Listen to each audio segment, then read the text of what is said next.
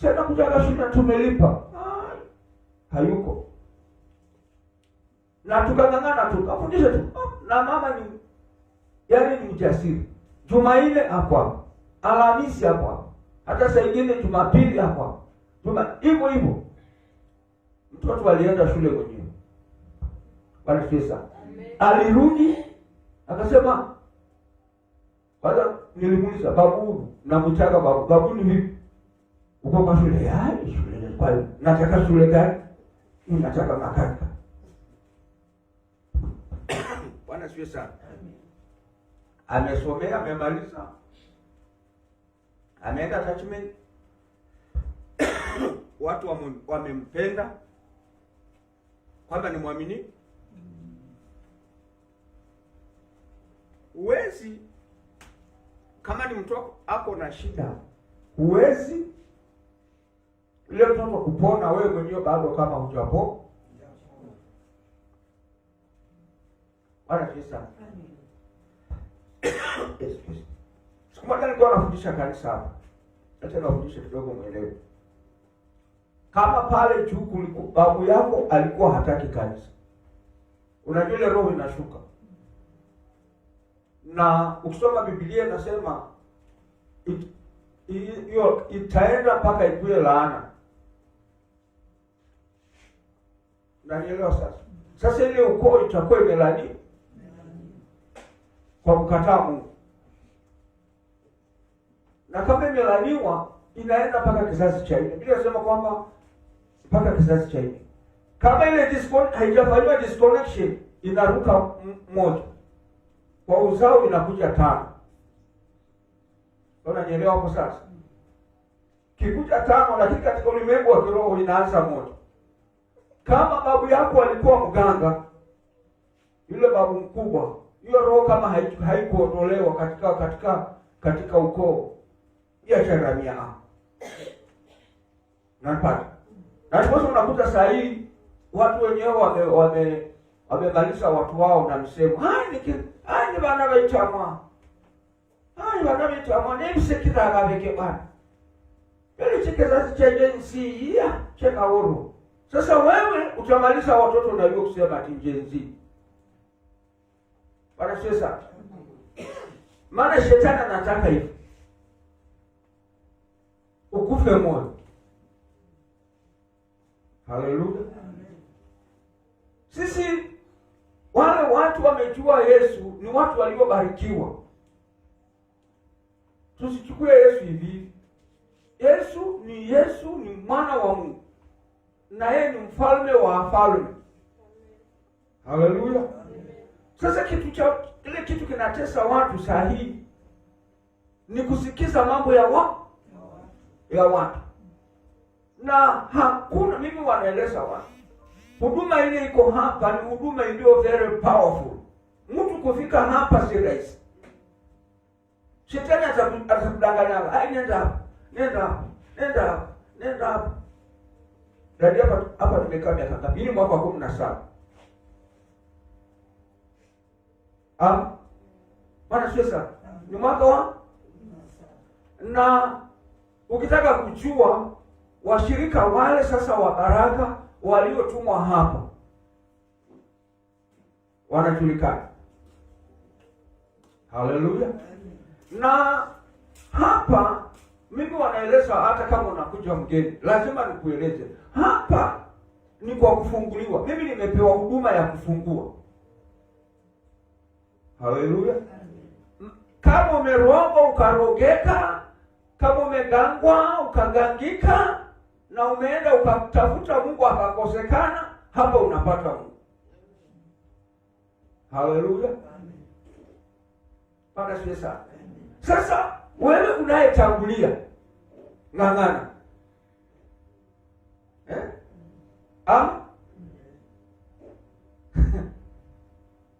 Huyu aling'ang'ana. Paka hata watu wa ukoo wao wanasemaga, Mungu yuko. Unanipata sasa? Sasa ni wewe mwenyewe usimame. Ukishasimama, Mungu anasimama na wewe. Haleluya. Na hii huduma ya hapa, ukisikiza mambo ya watu, utawacha baraka zako kwa barabara.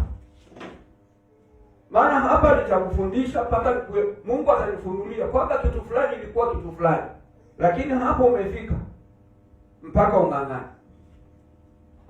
Napata sasa hivi ukiangalia kijana wangu, sasa tukwambie siri, ukiangalia kwa alufumie kwamba sasa alufumie ni pakavu ama na mali. Sasa nani mali, huyu mamako mali alikuwa ameolewa,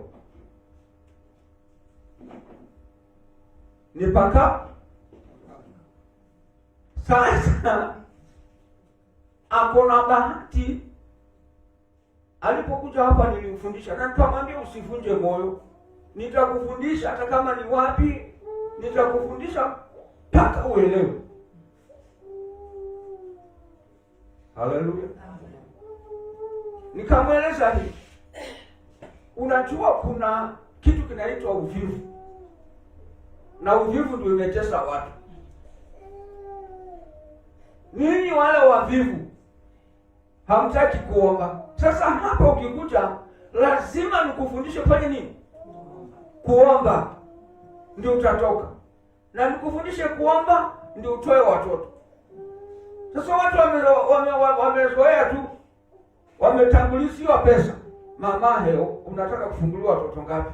Alikuwa na watoto hata haya 50,000 weka watoto haya. Tenda kazi, upige manduru. Pesa zimeenda. Watoto wako pale kwa hapo.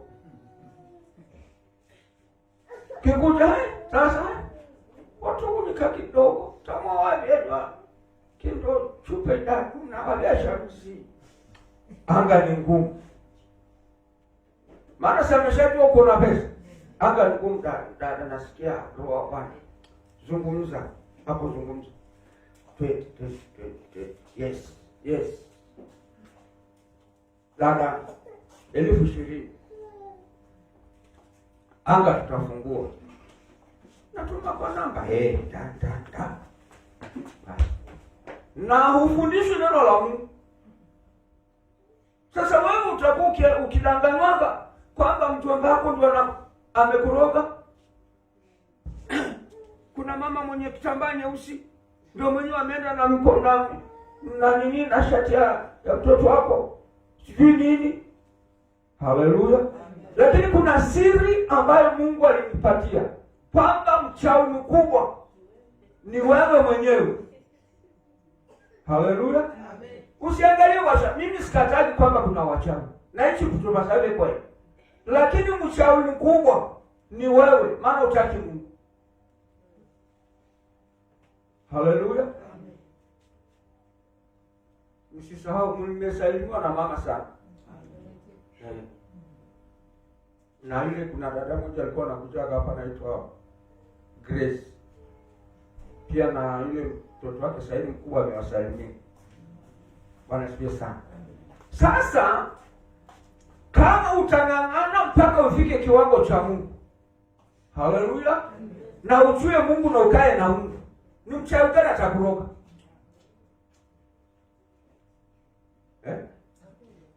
Ama ni mchawi gani atakuroga kama umejiconnect na hii madhabahu?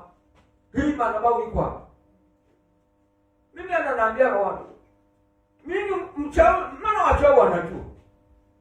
Msali ndio ma ukulode na chalo wewe ulala. Unapata? Maana si wewe utamshughulikia hapo. Kuna majeshi ambao wanakulinda. Biblia inasema kwamba watajenga hema kwako. Halo? Na watapigana na maadui. Sasa kubabu hiki na wataka kuweka kwa maadui. Ngadada, umelala wapi? Bwana sasa. Sasa ile shida mimi wanacheka kidogo. Ile shida iko hapa. Wakama ni wa ukoo wakishajua umekuja hapa. Wanajua hata kama walikuwa wanapata maziwa kutoka kwako. Maziwa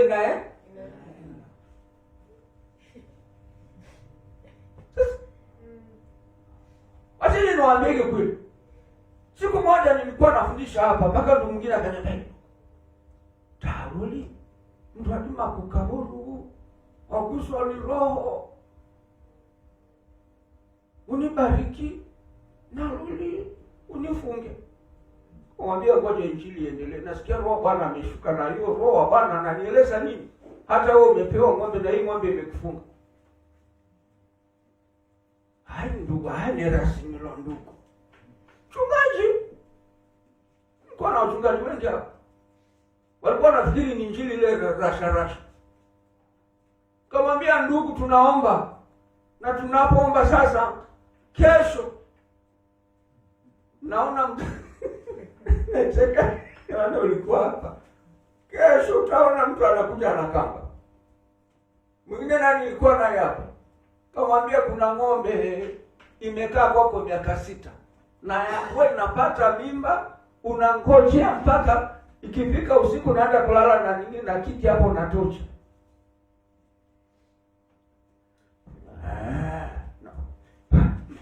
Kuangalia tumbo hakuna na mimba nini matiti haku, na yule ambaye alikuletea ng'ombe siku mbili unasikia anakamu unapata. Wacha niwafundishaga mambo ya watu mpaka uelewe injili ndio uweze kujua.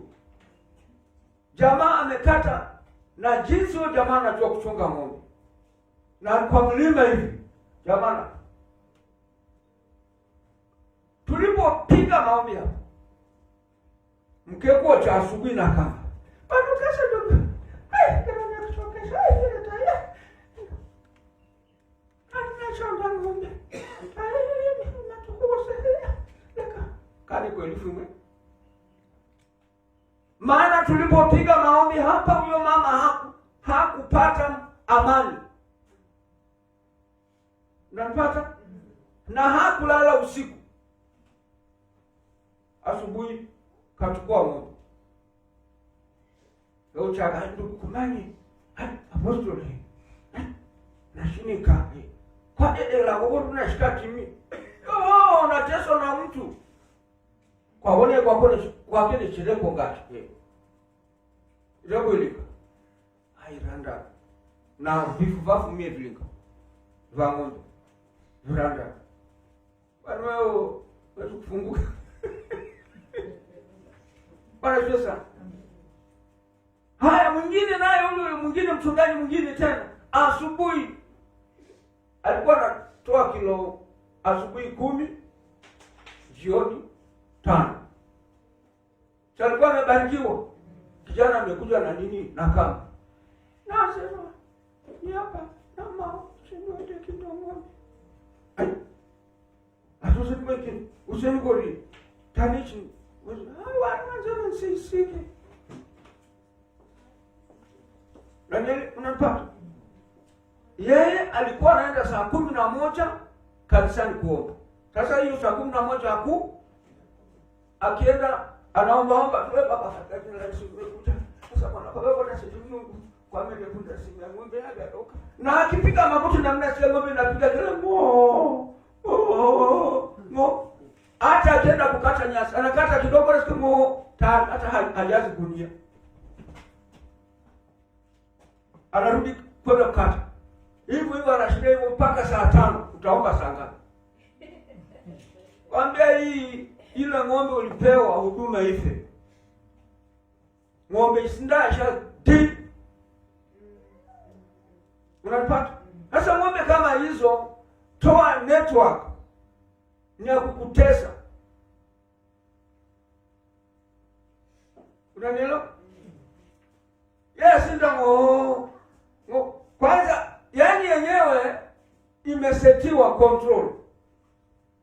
Kishika Biblia hivi unaanza kusoma tayari. Ndio mwana. Ndio muzika ngerande ndine match. Amani yasa, ni yasa. Wela kusoje kusindeshwa maboko aisika.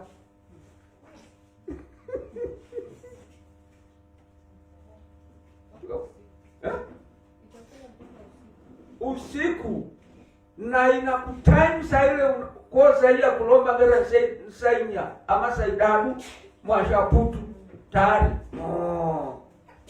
ngende mwisikane sichetu ndu ya malo demu unanielewa ngende mwisikane isichibaba isichetu ndu ya malo. Sasa lazima uelewe hawa watu wako na njia gani na mipango gani kwa ajili ya maisha yako. Sasa ni wewe mwenyewe. Haleluya.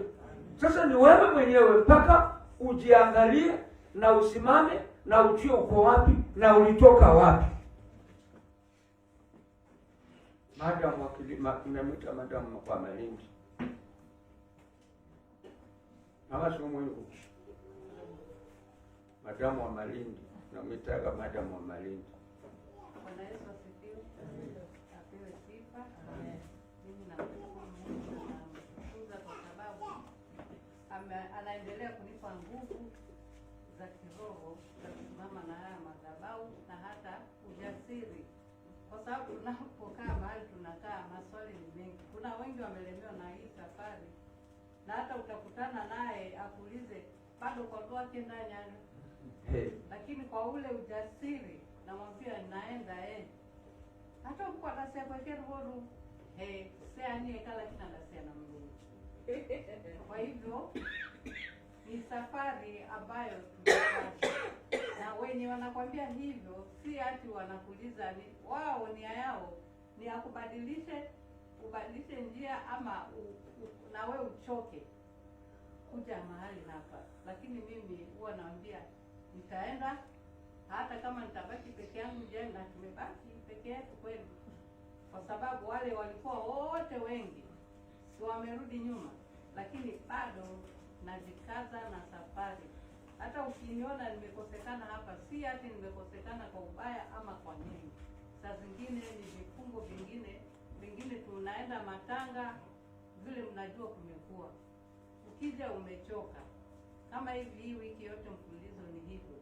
Lakini nashukuru Mungu kwa sababu ananikinga na mambo mengi na zile maroho za kutumwa za kutufanya tupe imani yetu ikufe mahali ya madhabahu. Lakini nashukuru sana kwa sababu mimi nimesema hapa mahali nimetoka mbali sana na nimesaidika kwa mengi ambayo hata siwezi kutaja hapa, lakini Mungu mwenyewe anajua.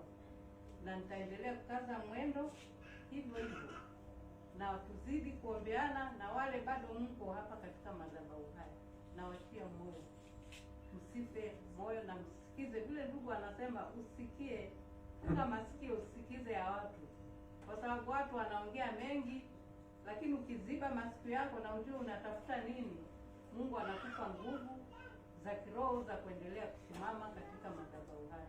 Mbarikiwe Mungu. Amen. Unajua kuna kitu ambacho lazima uelewe.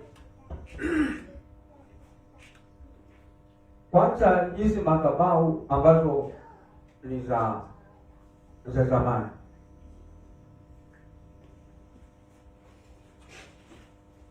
Bwana sasa. Madhabahu za zamani. Mpaka wewe mwenyewe ujitokeze wewe, na kwa sababu ni madhabahu ya ukoo. Haleluya. Sasa wakisha kujua umeshakuja hapa, unajua unawatesa,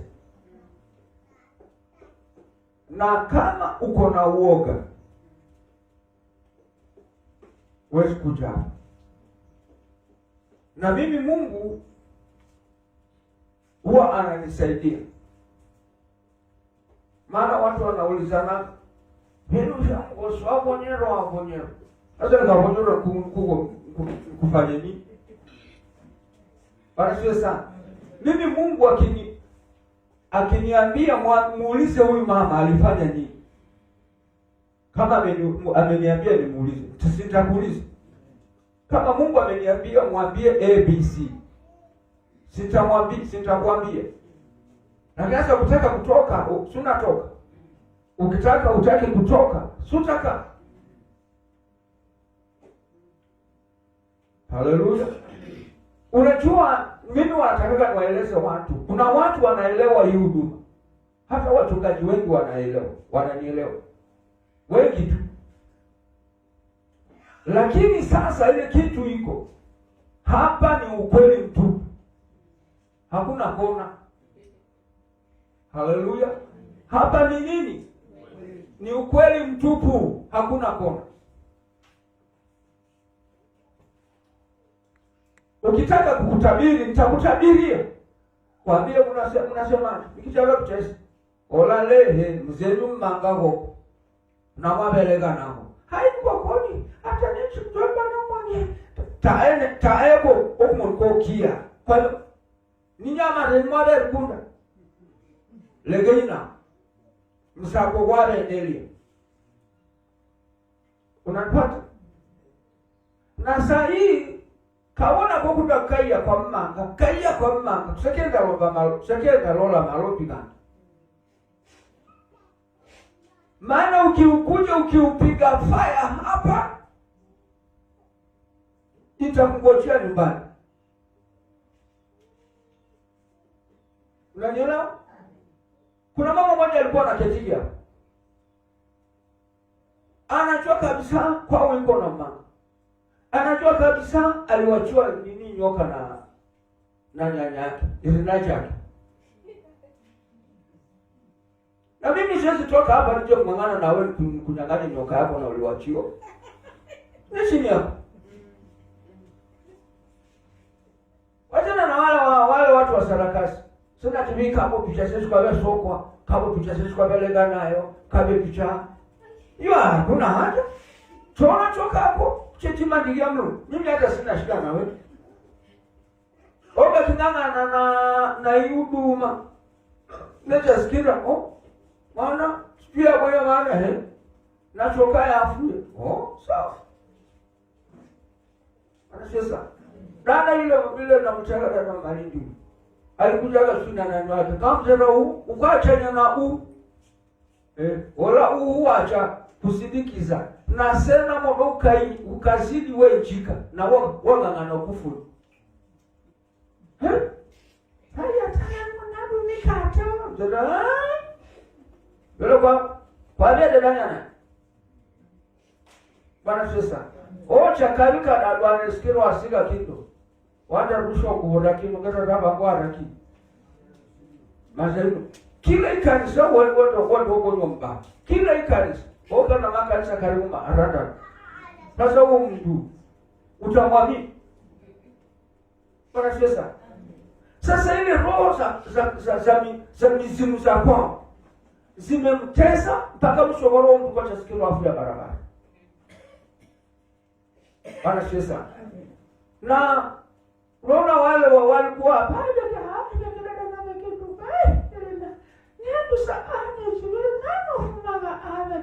kwa mbona achana. Haleluya. Kwa mbona odeka kingia asa hii. Na bagi yake kila kucha na machika yake na mkate yake ukasirwa kabwekidia kakabuya wende kifulumaga. Aya hamungu kwa hivi yake na atsikasi. Mungu ni wa ajabu. Haleluya.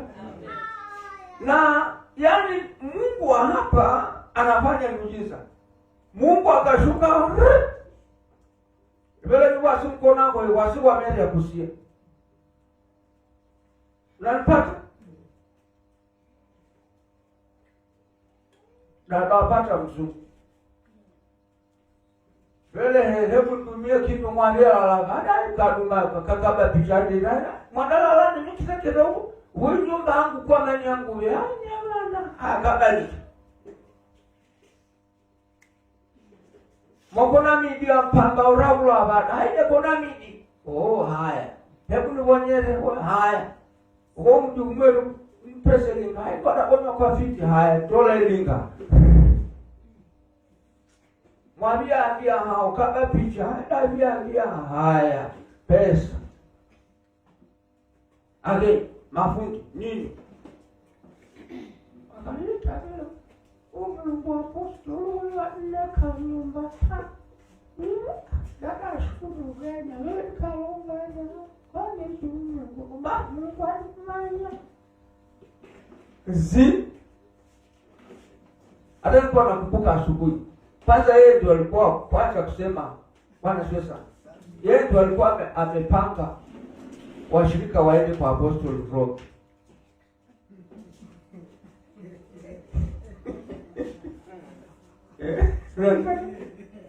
Ndio mmono pagi. Na ule ndio tunaloleka. Sasa huo. Bwana Yesu.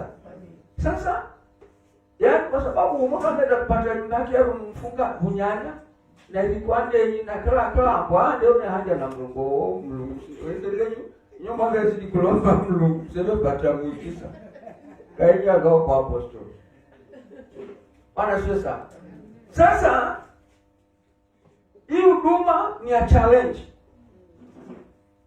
Unaenda na mtu anaenda kuzungumza leo kwa leo kwanza ataka kukupoteza hapa.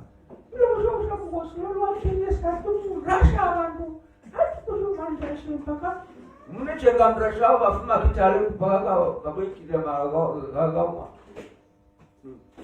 Maana alikuwa ametumwa huko kuja kusumbua kanisa la Mungu. Na akakutana na malenge walikuwa wanakaaga. Alitolewa pale akakuja kutupwa. Sio hapa sipa mchezo hii. Bwana Yesu. Pasha baba. Kwa ndulo barangama. Gora cheza kurudia churi lo kipoko chu. Maana ni bembele sana. No. Sasa baraka zote ziko. Kila kitu. Ni bali ngapi ndio muda tu. Wengi. Siku moja tulikuwa hapa Mungu akaniambia, hebu zungumza na watu, nataka kuachilia mapassport. Hata swali tu. Kijana wangu alikuwa hapa akasema passport ya bonani kwa mfukoni. Usiku saa 12 kasorogo si vile kasorogo. Mtu akupigia simu. Hai. Kwambia mmoja ne wadie passport yako. Una kabla simu itakoni tajiru. Na wale nipotea gari niko na passport. Lakini yangu nilichukua kwa imani. Tabon bar hai yata dumbo. Bwana Yesu. Sasa imani lazima wewe mwenyewe. Watana kuona mimi wanaeleza kama na wasabi weko ito, lakini mpaka upite ile gauge ya wachawi. Unanielewa? Na usikuye mtu wa haraka, maana ile kitu ambacho sasa kinatesa watu ni kwamba bena basha kushamba apoi wadadenda mara kama sababu toile. Unafikiri sababu imetutesa namna gani?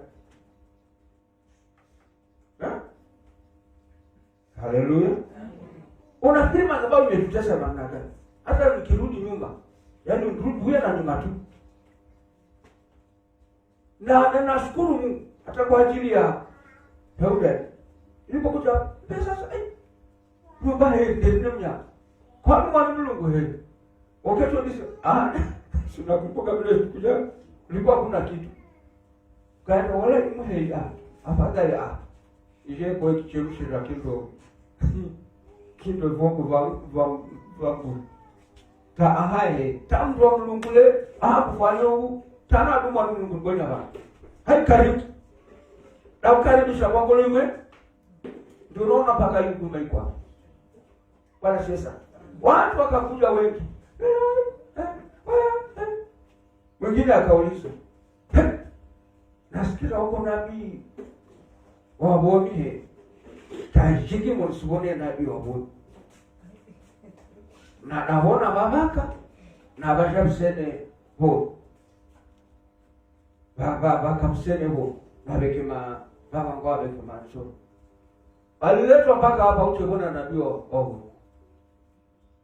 Na nilipomfundisha akasema ni kweli. Huyo Mungu anafaa.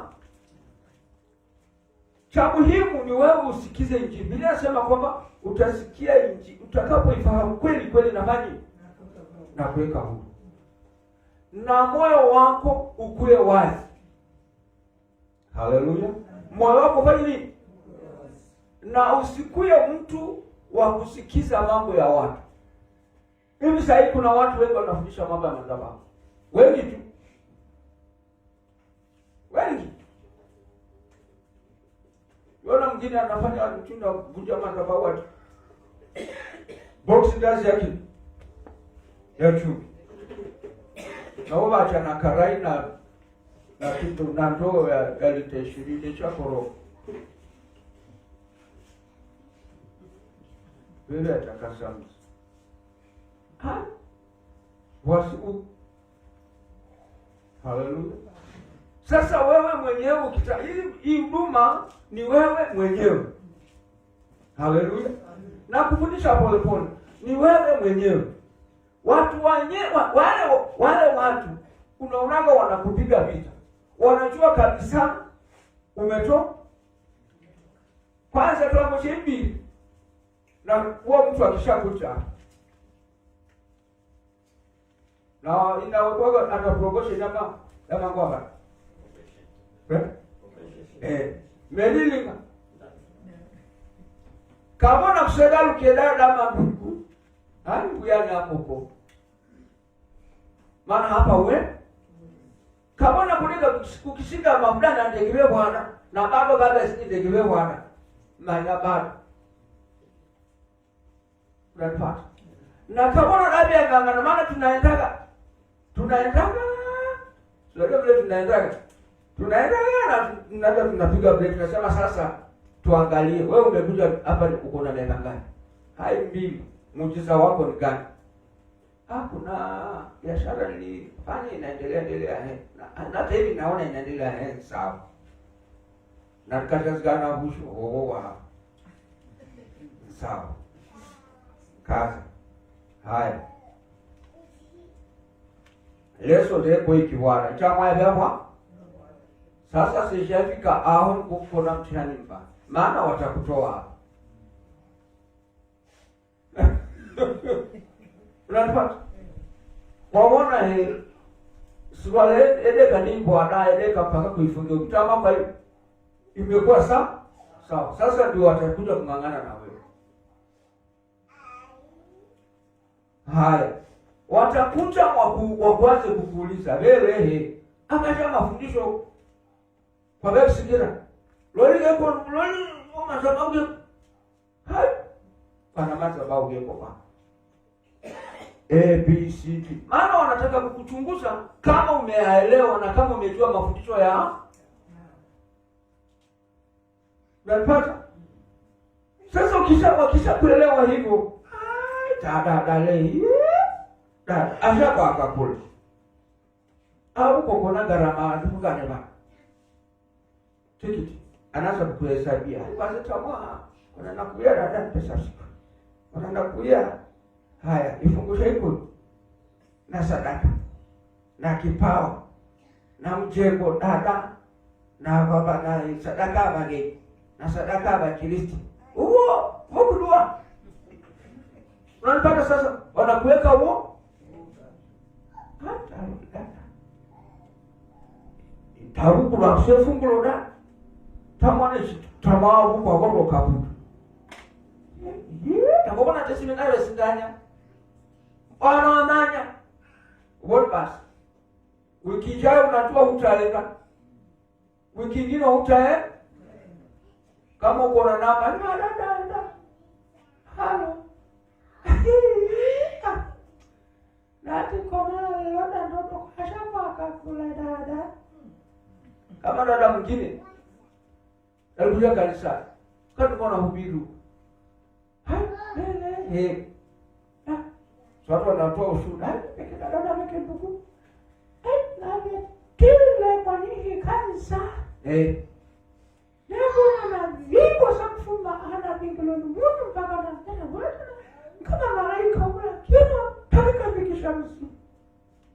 Ndio wewe unapigana na hiyo huduma. Na kwa sababu unapigana na hiyo huduma, malaika wa hapa si vile mmezoea dini. Na tulikuwa na hubiri kwa miti. Mwanga waki msaule, lakini hapo sio ndani kupanga. Msaule. Sasa ile madhabahu ni kali. Ile Mungu amenipatia madhabahu ni kali. Mburi katasha kitu msaule kwa kutoka. Uone basi. Maana ilikuwa imejenga madhabahu kubwa. Na kuna vitu zilikuwa hapo. Wao Bwana akishuka hiyo vitu, ambao walipakapo wakakataa hizo vitu. Walikuwa wanakata huko. Sasa ni wewe mwenyewe. Hebu twende katika Biblia.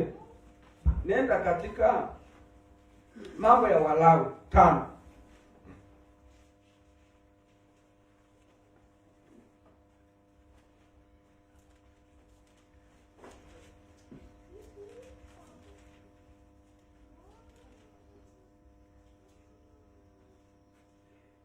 Na mtasoma. Na mtu awaye yote akifanya dhambi, kwa kuwa amesikia sauti yenye kuapisha, naye akawa ni shahidi kwamba aliona au kujua, asipolifunua neno lile, ndipo atakapochukua uovu wake mwenyewe. Bwana asifiwe sana. Mambo hayo yametesa wanadamu. Na ndipo unakuta saa hii watu wako kanisani, hata kama wanaombewa baraka hawawezi kufika katika baraka zao. Haleluya. Hapa Biblia inasema kwamba na mtu awaye yote akifanya dhambi, kwa kuwa amesikia sauti yenye kuapisha. Kuna watu katika boma zao, hata wakiwa wadogo, kuliletwa waganga. Haleluya. Kuna watu wakiwa wadogo, ile boma yao, watu walikuwa na nyumba kubwa, wengine hawana nyumba ndogo, na walikuwa na nyumba ndogo, na wengine sasa wanaangalia, ama hata kama walikuwa na nyumba ndogo, lakini katika ile familia, kama ni watoto watano, kuna mtoto mmoja ambaye atachaguliwa, watakuwa wakikutanikiana kwao. Halo? Kama ni mambo ya ukoo wanakuja kuzungumza, hata kama ni mambo ya mahari, ni kijana fulani anaoa, ama msichana fulani anaolewa, hata ni waboma gani, mpaka waje kuzungumzia watu. Hata kama ni mbuzi wanakuja kuchinja, wanakuja kuchinjia watu.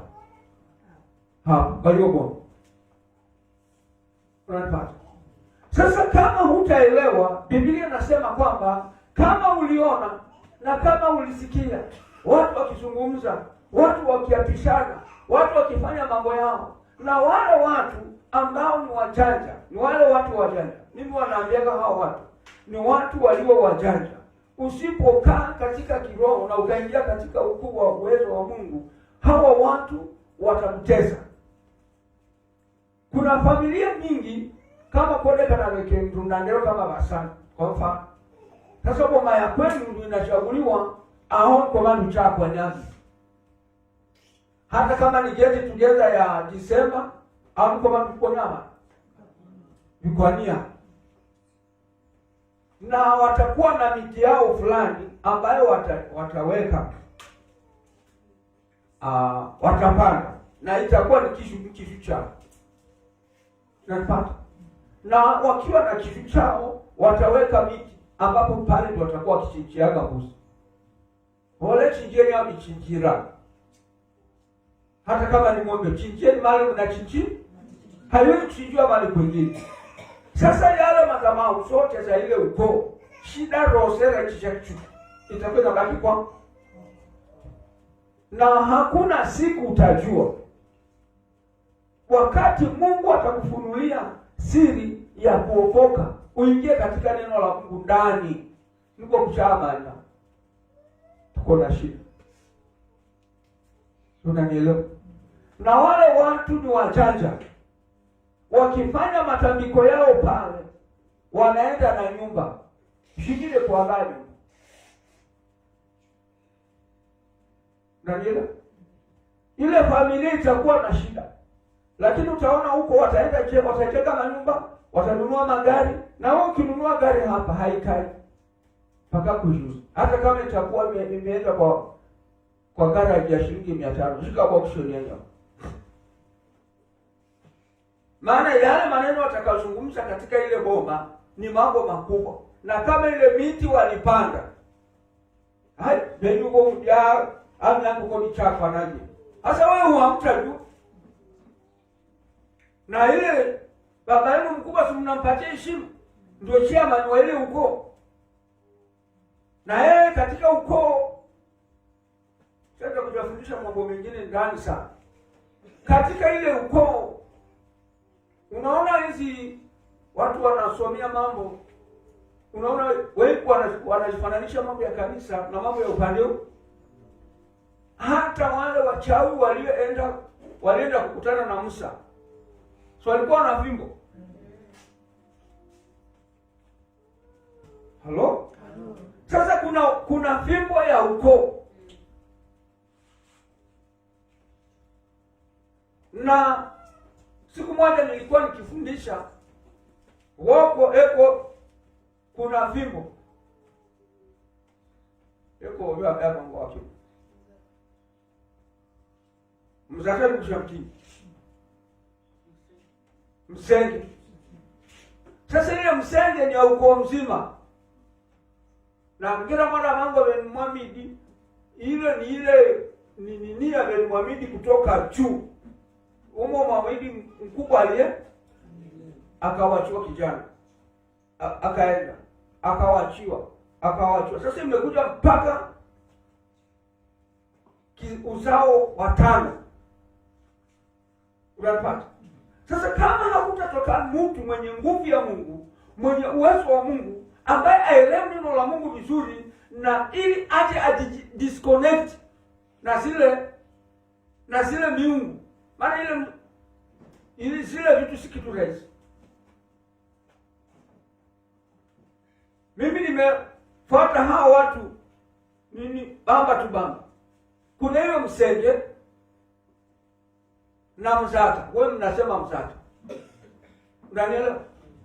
Kuna mzata zingine za kukomea hivi fupi. Na kuna mzata nyingine ya kutengeneza tu ni kama hivi. Alafu kuna ingine ya nini ngapi? Ile ni hatari. Na huyo ukiona hiyo mzee ako na hiyo, anaenda kufanya jambo mahali. Kwa da bwana ni maridadi tu, kwa sababu ni maridadi. Ile si maridadi.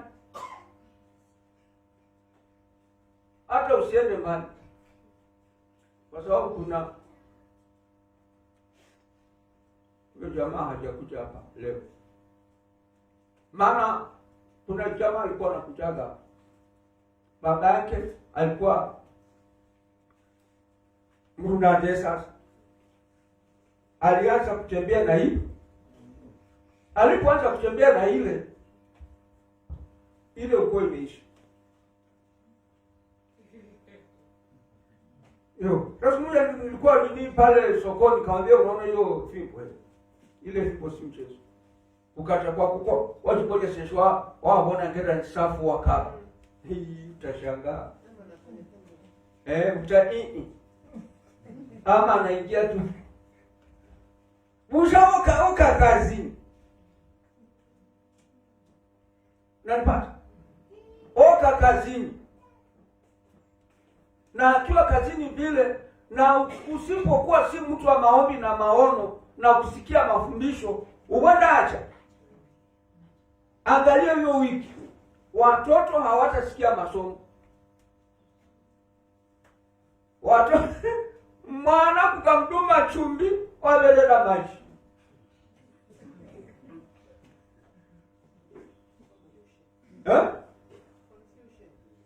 Para sasa. Unamtuma sokoni, nenda kukua kitu mchele, na kindo nasikana na vilango vyeviria wewe kienda hata kama kulimwandikia uchana mabudu blue band kindo wangu wa kindo beba blue band na kindo machunga mangashaka kilipanga ngaba gomba hata utaanza kusumbana na mtoto wako. Network ilienda. Para sasa. Na ndipo mimi nataka kuwafundisha ninyi mambo mweze kuelewa. Mnakaa na mwanamke, mtu na bibi ndani. Hiyo kitu mtu mzebe mwabeba acha zigano, kwacha rugolo. Mimi yangu itakuwa mkomana. Na walima kuponya kama sisi wao na kiwango chimcha ile kiche. Lakini kuna kitu amesisi anataka kufahamu. Wewe usipokuwa katika anga iliyo na nguvu ya Mungu.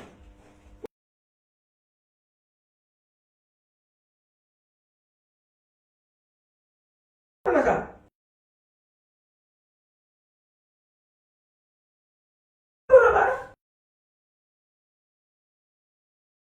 unajua nini waka? Ilitati wewe kwa nini na kidavida ushwabe ndobomi lugha ya shwabe ndio kuturuka sasa unajua bwana mimi bwana kilo na chikopa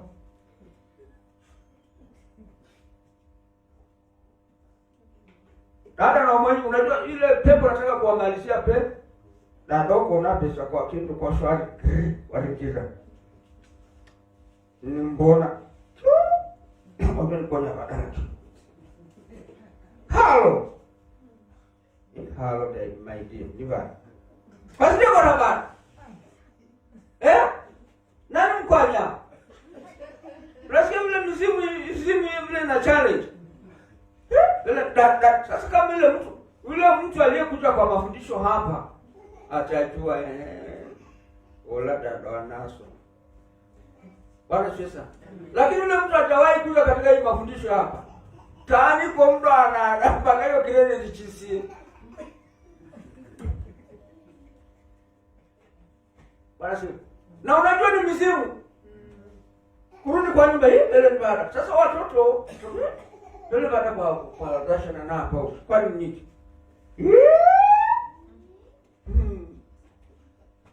kwani mama ndio singa na kama simna sikira wale sekanya na ndio mwonge ndio kalo mbona huko nani wabebe munite sasa unataka ile shetani bila ataka koroga watoto munite egemeni nini mwoni mtu awoni nini mwoni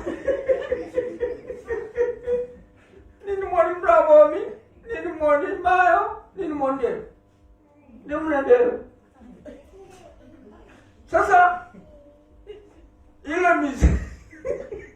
ile mizimu watoto maana yani iko alert na sasa watoto unajua tayari wameshapanga bwana anapiga tu simu kwa kijana yake halo abo mbona nani mesa unajua tayari alipanga na leo mshila simu yako ndeku mshila nani ya ndo namba bwana kaya nunguru unanielewa sasa ile nini kwa sababu yeye hamtajua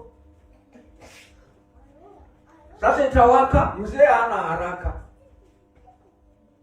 mwisho wa roho atakuwa kwangu hapo dikari angu asa wewe ujui angu kama mdaba nako kafa ndo mnyemago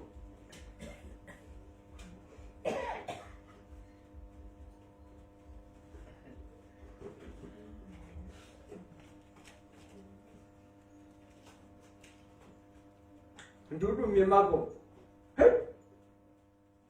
mwabona haliato nechi sumanya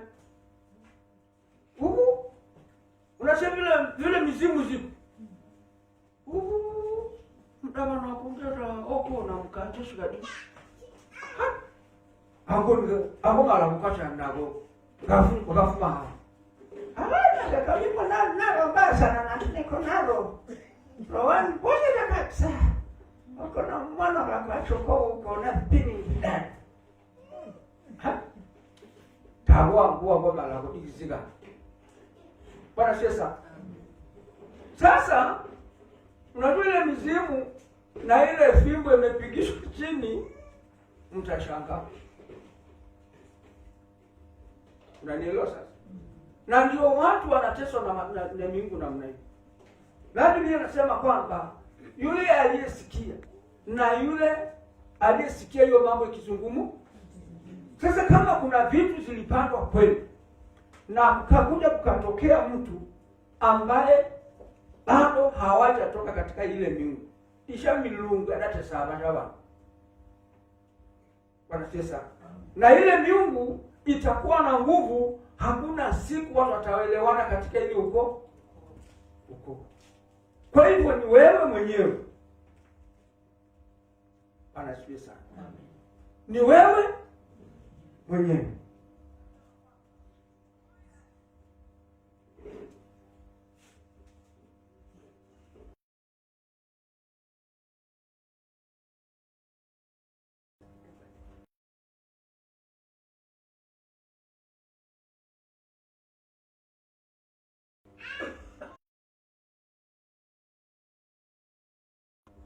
Sasa watu wengi kwa unaona mtu alikuwa ameenda kanisani. Na abeba nyaputu, figie karibe. Anaenda kanisani. Anaenda anatoa sadaka zake. Anatoa sufungu zake. Anafunga na kuomba. Lakini hakuna siku amesema vile mpeke dada nabe kidogo. Lekanifume putu. Mzee yule chongo cha ng'ombe chevi kilo. Unanipata? Sasa watu wengi zaidi wanateseka. Na kwa sababu shida ile kwa nilikuwa nazungumza ni jana. Nilikuwa nazungumza na ndugu mwingine. Nikamweleza shida sasa. Unajua iko wapi? Shida nisishi kwa bego. Ya kwa bego na mama. Kumanye yana nitadadi mtoto ndugu yako. Kaniambia ujue vile unazungumza kuna shida. Babu aliwacha vitu. Baba akawachiwa.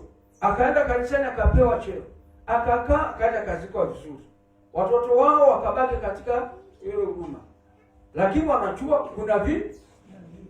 Sasa kuna siku watu walienda wakaomba, kasema tunataka tuone Mungu. Na kweli Mungu, Roho Bwana alishuka. Na Roho Bwana aliposhuka, wale walio katika zile viti wakasema hai, wala kila mtu chagua nyekeo. Wala tanisibe ndifungie. Ara nisibe ndiko nyerubu no. Wao nisubuna hata watu washirika wakachanga. Watu maheshimu Mungu nimesema. Tata. Mimi nikamwambia unajua kanisa la Mungu, kama utaenda wewe ni mchungaji ama mtu umeitwa na Mungu, na kama uliitwa na watu, utabembelezana na watu. Haleluya.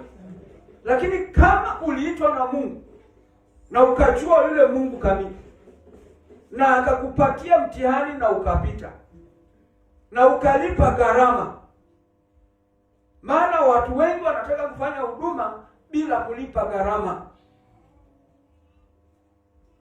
Haleluya. Yesu mwana wa Mungu alipotumwa hapa duniani, akaja ni Mungu lakini ni mwanadamu. Haleluya. Alilipa gharama mpaka akamaliza. Lakini yeye ni kama insurance alitulipia. Ingekuwa kama ni kuokoka lazima kapovana. Wewe msalabani ufanye nini? Fanyio nini? na ili anunue kanisa. Alipoenda akabatizwa na akajazwa na Roho Mtakatifu, ile Roho ikamwambia aende kulipa gharama siku 40. Haleluya. Na alipokaa katika kazi ya Mungu, akasikiza mambo yao na akakochi watu wale walioachiwa kanisa. Na ukisoma Biblia inasema kwamba hakuna watu waliwachwa wengi. Kitu cha kwanza walichukua watu 12. Na 12 hawa, watu 3 peke yake ndio walikuwa wanajulikana.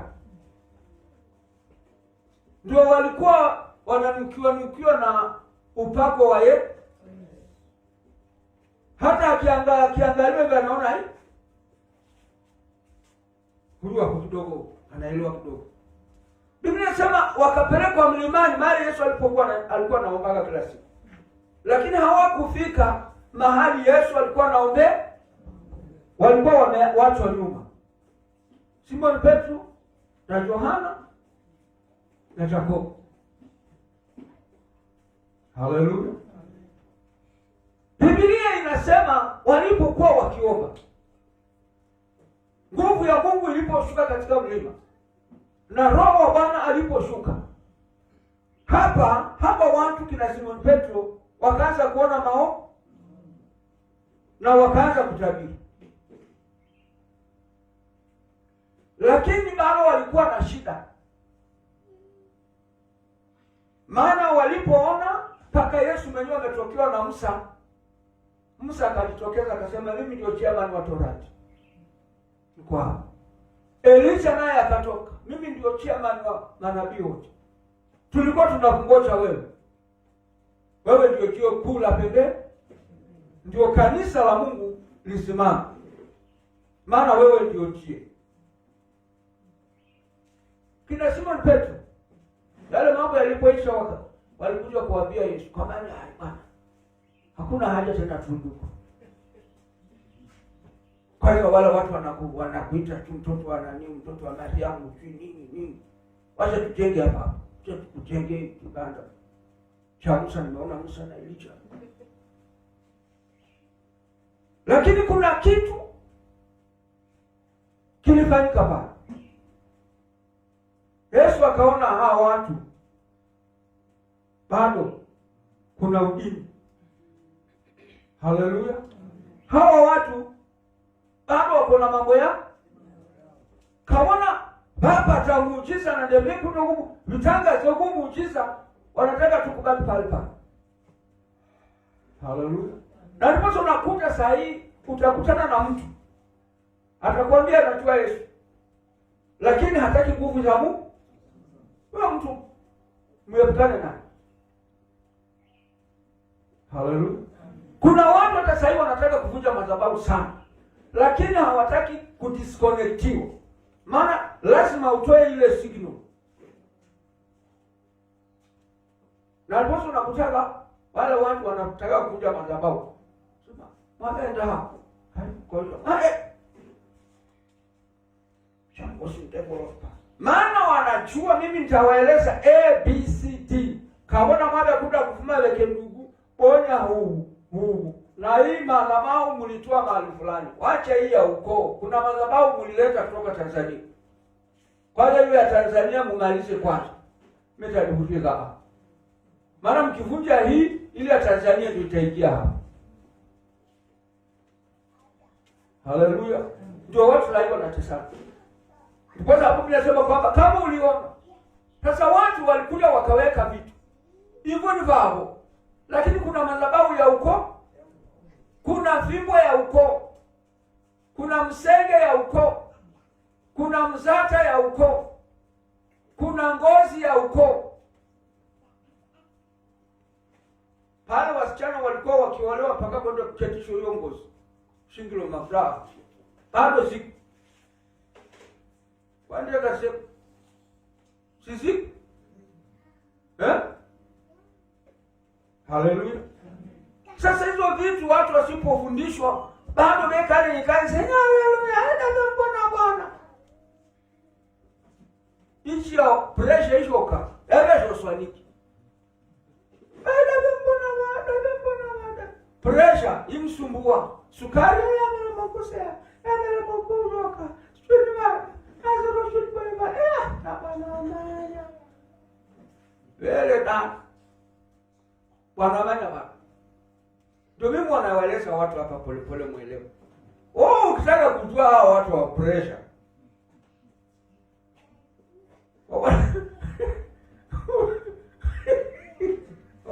Ndio. Ukama ni mwanamume kijana yake ya kwanza kishao pressure tayari. Bibi naye sukari tayari. Kwa sababu gani? Wastuka. Kwa sababu hii pressure ndiko time tabanalo huwa na pressure yake. Kama na ni miaka. Hakuna miaka. Hele. Wacha kusigana. Maana kuna zile meza kubwa watu wanakula pamoja. Kama wabe kunga sukari nyingi sana. Mwana wako disilisi.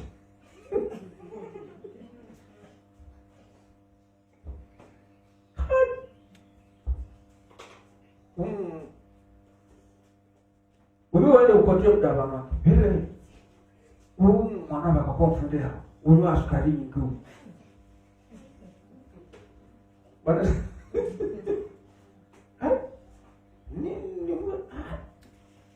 utakilo mwezi ngeze matukwani. Napa. Mkeko mmoja angelo pressure ana sukari. Maana alikuwa analetewa kilo moja ya sukari na kilo 2 hiyo bungana.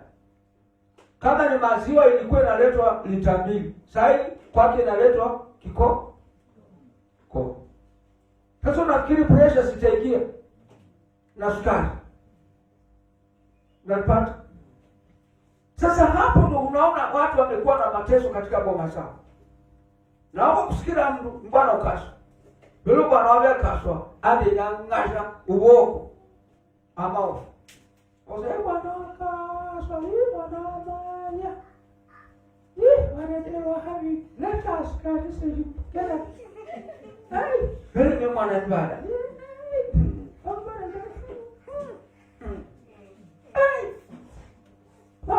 Lakini sipo mwangia. Unapata sasa. Sasa wewe utakuwa unajitesa mwenyewe. Ndio siku moja mimi nilikuwa namwambia mke wangu. Kaambia nini nikisikia. Na leo msikunde mara ukopeke nilipoka na pressure. Hiyo ni sawa. Sasa umangu pressure gachila sana usha sukari ndio vikandu kubwa. Okay, tulizeni kwa matibabu bishop sukari yako nampata na kwa sababu ilipatia wapi siku ile nenda kufundisha mambo ya madhabahu. Sasa bwana kwa sababu ndio watu nani mando. Halo bwana niko mara woga. Sema kunishila kabisa mimi.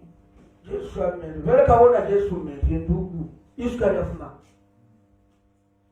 Yesu alimaliza. Akipita sana ni tukapifa kweli tutatoka huko. Hata kungia paka kwa. Haleluya. Yesu aliwacha kanisa la Mungu likiwa na nguvu kamili. Na ukitaka kuelewa nguvu ya Yesu aliyowacha kwa kanisa, tumetoka pale kwa watu watatu waliokuwa waaminifu. Haleluya. Waliposhuka kabla hawajafika kwa mlima, waliambiwa olale agama la mwagibona. Msebore. Halo? Sasa ili ilikuwa ni private message. Kuna private message ambayo naambiwa na Yesu mwenyewe. Hiyo huwezi sema. Hiyo ni yako na Mungu. Bamba tu bamba. Na ndipo unakuta watu wengi wamepoteza maono yao, wanaambia watu, "Hai bwana Mungu Nyerere, hai Mungu kwa." Watazungumza, sawa? Kabla nabii alikuwa ametumwa. Wai atauna nasero wandu kumeambiwa na Bwana kwamba seshi na chaka Bwana kazi useshi kala kuchipala simukla usibu machika. Na zerwa ichi anacha na shekimu buya na. Haleluya. Ameuza si? Hayo wale. Mezungumza na nabii lakini nabii wa Panile, nabii Elima. Ni nabii lakini mchafu. Na hataki hiyo kazi yako unayofanya ya Mungu. Na ndiposa nataka nieleze watu waelewe. Kama mtu hataki huyo Mungu wako aliye ndani yako, wachana naye. Unanielewa sasa? Mungu aliye wa kweli. Siku moja nilikuwa nazungumza mbali kwa. Kwambia wewe ujue mimi Mungu amenipatia huduma. Tena kubwa. Tena ya kweli. Hapana ile ya kubangaiza. Na ukiona mtu asikizani na mimi hata kama ni mtoto wangu, jua ndani yake hapo na mizimu. Bwana sasa. Maana mimi ni kiboko cha mizimu. Hata ukiona mtu asikizana na mimi hata kama ni mchungaji. Mwenzangu, wewe asikizana wewe mzee bado kuna alama fulani. Sina mteso. Na hataki kutoka. Ile mizimu. Wachana na mambo ya majini. Nani? Kuna kitu inaitwa mizimu. Maroho za mababu waliokufa zamani. Na watu wengi wamerisi hiyo. Sasa hawezi kubadilika na nchi. Uje usikize kama mwingine. Baada kitu kuchotoleka baketi ile kwa sasa. Hai sasa mtumishi wa Mungu. Hai wako mtumishi. Taomba. Hai. Ya ndapanga. Kaelewa kabisa. Ya ndapanga. Nadia. Bwana Yesu. Na kwa sababu katika ulimwengu wa kiroho niliwaona vile wamekuja. Walikuwa wameshika area fulani. Wanishomie kazi yao nikude banyasi. Na wameniweka na ng'ombe. Na nguku bafugie. Na maduka rugua. Na walichua wakikanyaga hapa watu wapate disconnection. Abana bandedema na sibose ba. Bye. Haleluya. Unajua hiyo huduma mimi bwana nipate kitu. Kaona kofu. Wewe tafu. Haleluya. Ama kama unafanya biashara na hajeji. Kuja. Nikueleze kanyaga hapa. Na kama unatumia madhabahu zile za zamani, tuondoe nje peke tindo hivi nguru divinje peke toto tuondoe uweke Yesu. Maana bado watu wengine wako na madhabahu zile za zamani. Kama siku moja wengine walikuja hapa. Hai, mmezungumza vizuri sana. Tamba. Ili mwoni na kutumiki mpaka sana. Tena tulipewa tu tukaambiwa ni utajiri. Takaona ni utajiri ile. Takwa kimwambia changanyikiwa. Halo? Maana pale kuna mmanga utakuta machizi. Pale kuna mmanga utakuta watu wazimu. Pale kuna mmanga utakuta watu mansoro. Unaona ndio? Maana yale madhabahu yalifunga.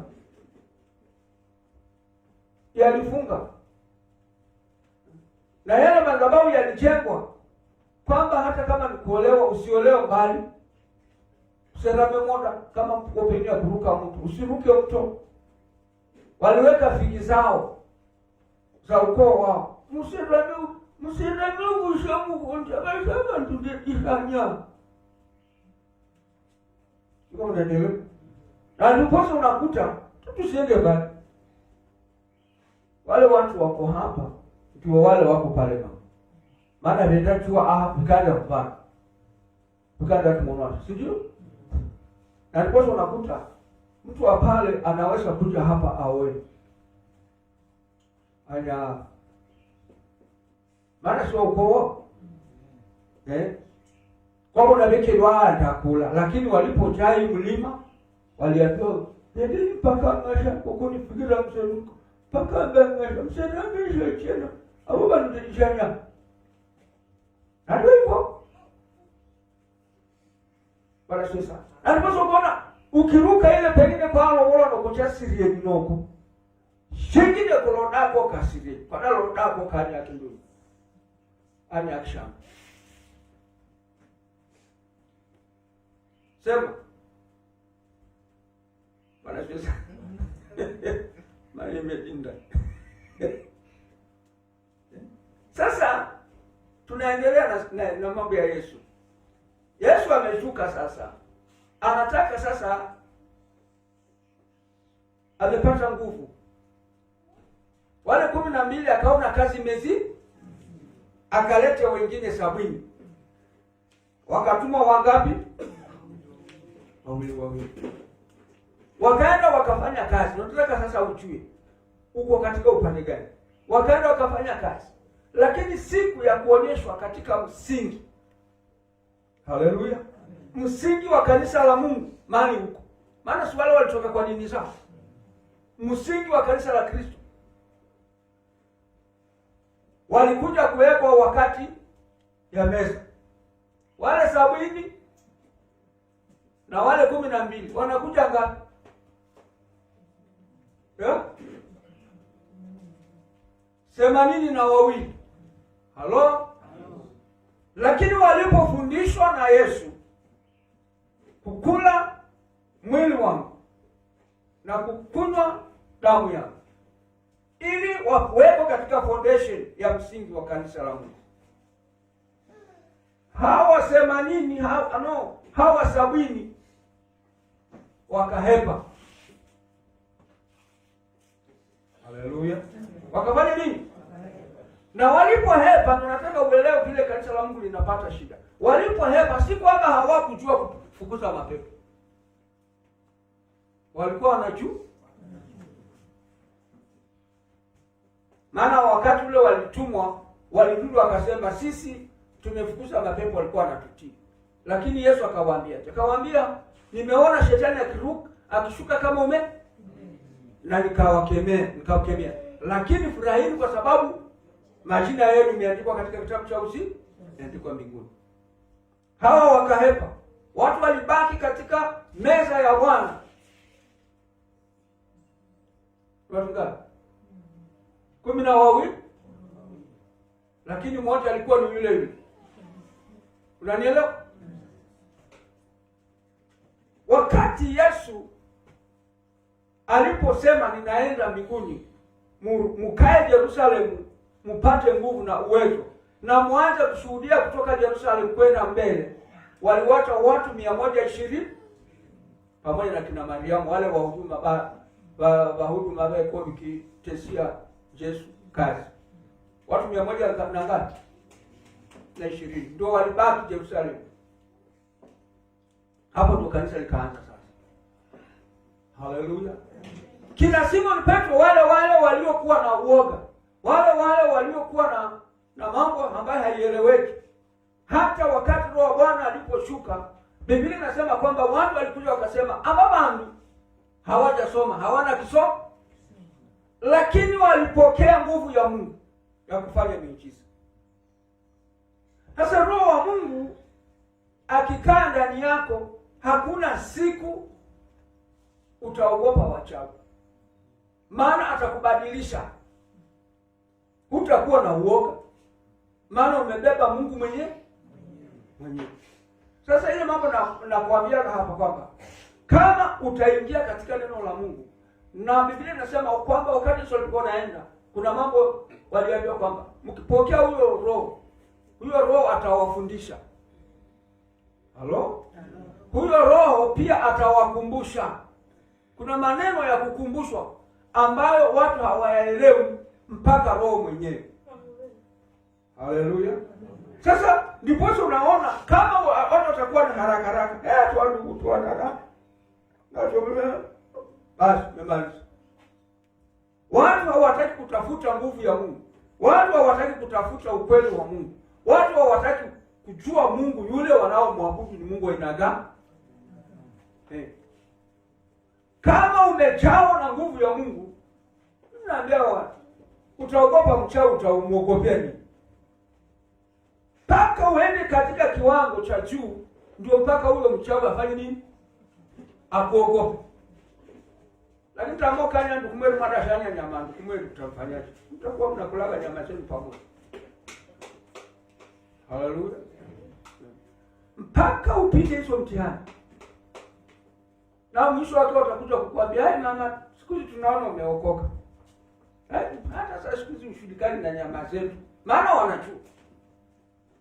Maana kama hawatakukulisha nyama live, watakukulisha na ndoto.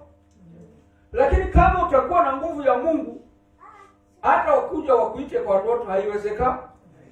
Haiwezekani. Hapo ndio utakuwa umeshinda. Na Bwana atubariki. Acha tuombe kwa ajili ya wale walikuwa wanatufuatia.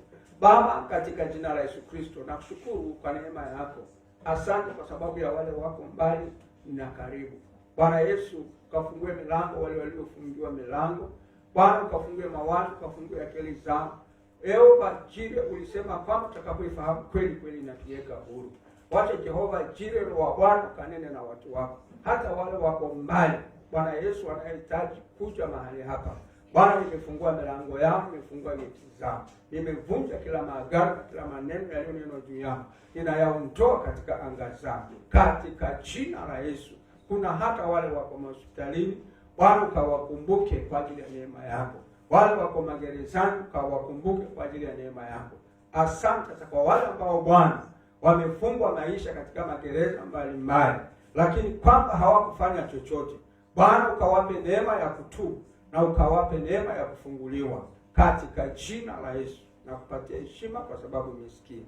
Katika jina la Yesu tunaomba. Amen. Mbarikiwe. Omba kwa ajili ya dhabihu yako.